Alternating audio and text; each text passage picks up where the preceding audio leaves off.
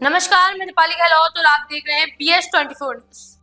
एक तरफ विधानसभा चुनाव है, दूसरी तरफ देखा जाए तो उत्तर प्रदेश की राजनीति में खलबली मच गई है। आपको बता दें कि उत्तर प्रदेश में समाजवादी पार्टी में अब लगातार बयान बीजेपी सरकार के खिलाफ दे रही है। बुलडोजर बाबा के नाम पर लगातार बयान आ रहे हैं, यानी कि योगी आदित्यनाथ पर लगातार समाजवादी पार्टी के अखिलेश यादव या अन्य लोगों के द्वारा समाजवादी पार्टी के द्वारा बीजेपी पर कड़े प्रहार किए जा रहे हैं।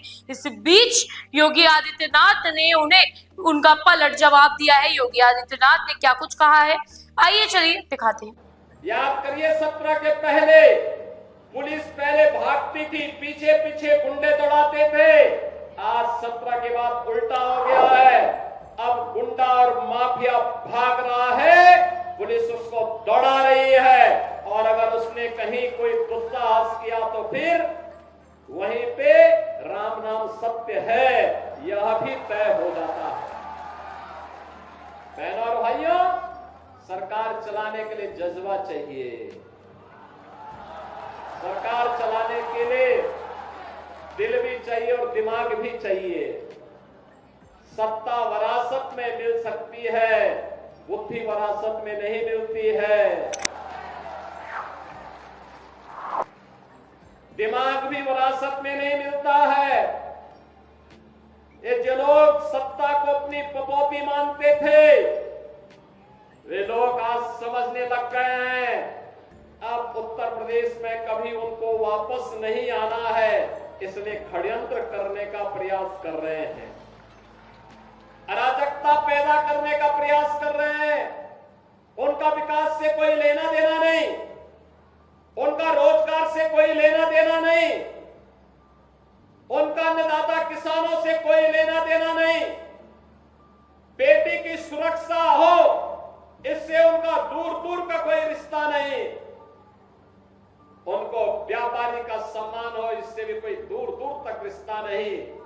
और तो आप देखते होंगे जब उनके किसी एक माफिया शागिर्द को, किसी डकैत को जो पुलिस मुठभेड़ में मारा जाता है, जब मारा जाता है तो इनकी दुखती हुई नस पर जैसे पुलिस ने उंगली रख दी हो, तब ये चिल्लाने लगते हैं।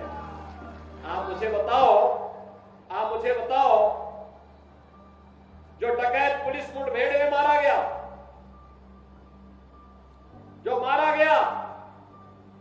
अगर वह डकैत जैसे हथियारों का प्रदर्शन करते हुए डकैती डाल रहा है, वहां ग्राहक भी बैठे हैं, ग्राहकों को खड़ा करके एक तरफ करके अगर गोली मार देता तो क्या उनकी जान को ये समाजवादी पार्टी वापस कर पाती